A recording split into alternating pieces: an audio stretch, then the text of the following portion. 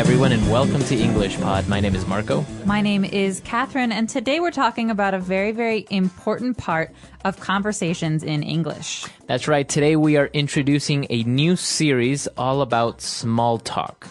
Okay, what is small talk, Marco?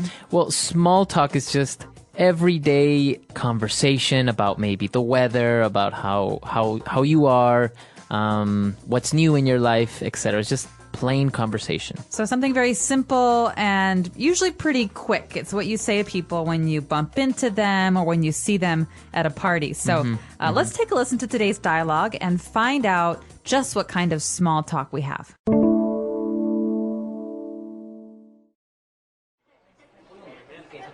Hey, Michelle, this is my friend James. He's visiting Shanghai from New York. Oh, hi, James. Nice to meet you. So, are you visiting for business or pleasure? Well, actually, a little of both. I'm meeting some business contacts, but I'm also taking some Mandarin classes, too. Oh, that's cool. How's it going? Well, I'm finding the classes pretty tough, actually. But I'm having a great time in Shanghai. It's really an amazing city. It sure is. Are you staying for long? Only 2 weeks, unfortunately. I wish I could stay longer, but... Well, listen, if you need someone to show you the sights, then just call me. I'm having a little get-together at my new apartment next week, so if you want to drop by then... That sounds great. I'd love to. Let me take down your number, Michelle. All right, we're back. So now let's take a look at a lot of great phrases that we've picked out for you this time on Fluency Builder. Fluency Builder. All right, so we've got 2 fluency builders today, so we're going to be exploring a lot of different phrases. We've got 3 now. The first one is very, very common. You hear this phrase, nice to meet you. Right, so obviously if you meet someone new, you're introduced by your friend or something, you can just say, hi, nice to meet you. All right, so nice to meet you too. That's what we say afterwards because it sounds very funny if you say it 2 times. So right. Hi, it's nice to meet you. Oh, it's nice to meet you too. Right, exactly. So she went on, this girl Michelle, to ask if he is visiting Shanghai for business or pleasure. All right, this is an important difference, something that we often talk about in small talk. You can travel for business. That means business trips. Or you can travel to see different sights and have fun. That's called pleasure. And so we often hear this phrase, business or pleasure. Right. So if someone comes to your country, you say, so are you here for business or pleasure? Oh, I'm here on business. Or I'm here to see the sights. Okay, very good. And so James is actually in Shanghai doing both things. He's on a business trip, but he's also taking Mandarin classes. And so Michelle went on to say, that's great. How's it going? All right, you're going to hear this all the time in English. We say, how's it going to our friends and family. I wouldn't say it in a formal occasion with my boss or with my teacher, but it's very casual, very informal, and it's a way to ask how things are. Right. So you're taking classes. How's it going? Exactly. So this basically means how are the classes going? How is everything? Right. Or you could say, oh, Marco, I haven't seen you in a while. How is it going? And that's another way of saying hi to someone or saying, how are you? How are you? How have you been recently? So there are 2 differences in that phrase there. In this case, Michelle is asking how the Mandarin classes are going. How is it?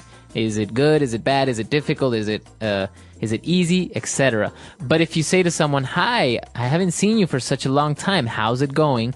That's more of a how are you type thing. That's like, how's your life going? Exactly. So just think about what you're talking about. Are you talking about general situations like a person's life?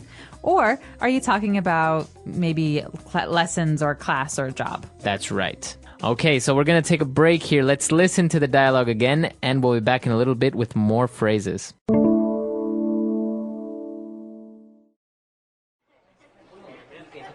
Hey, Michelle, this is my friend James. He's visiting Shanghai from New York. Oh, hi, James. Nice to meet you. So, are you visiting for business or pleasure? Well, actually, a little of both. I'm meeting some business contacts, but I'm also taking some Mandarin classes, too. Oh, that's cool. How's it going?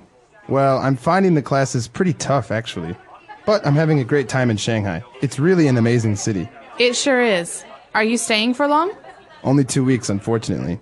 I wish I could stay longer, but... Well, listen, if you need someone to show you the sights, then just call me. I'm having a little get-together at my new apartment next week, so if you want to drop by then... That sounds great. I'd love to. Let me take down your number, Michelle.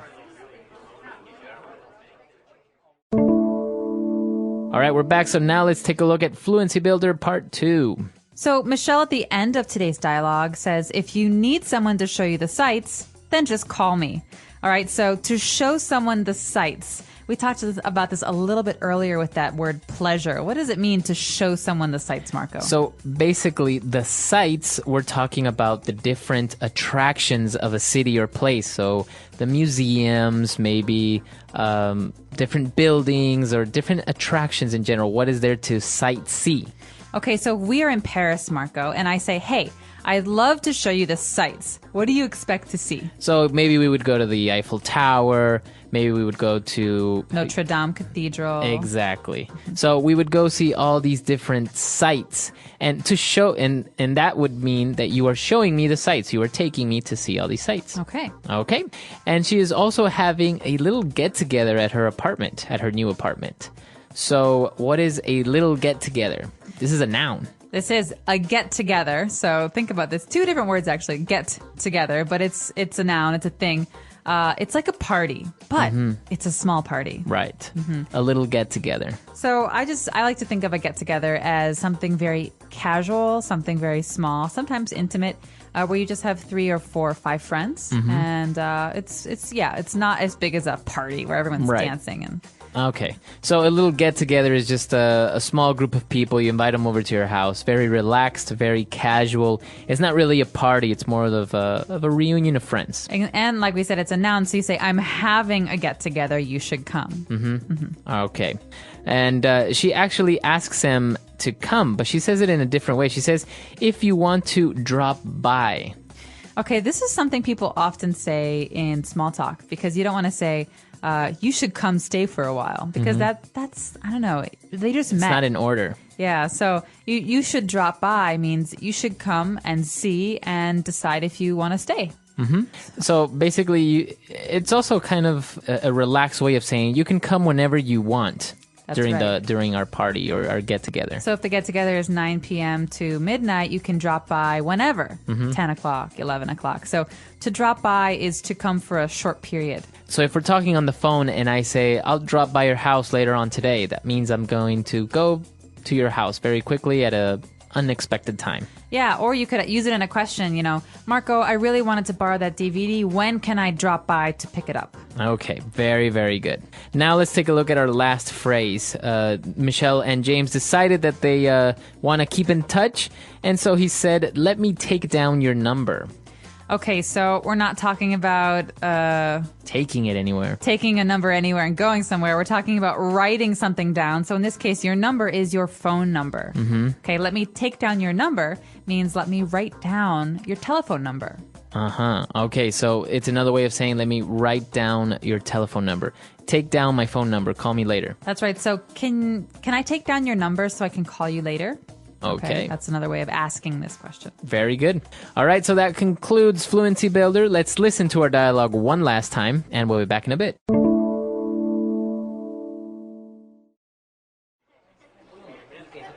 Hey, Michelle. This is my friend James. He's visiting Shanghai from New York. Oh, hi, James. Nice to meet you. So, are you visiting for business or pleasure? Well, actually, a little of both. I'm meeting some business contacts, but I'm also taking some Mandarin classes, too. Oh, that's cool. How's it going? Well, I'm finding the classes pretty tough, actually. But I'm having a great time in Shanghai. It's really an amazing city. It sure is. Are you staying for long? Only 2 weeks, unfortunately. I wish I could stay longer, but... Well, listen, if you need someone to show you the sights, then just call me. I'm having a little get-together at my new apartment next week, so if you want to drop by then... That sounds great. I'd love to. Let me take down your number, Michelle.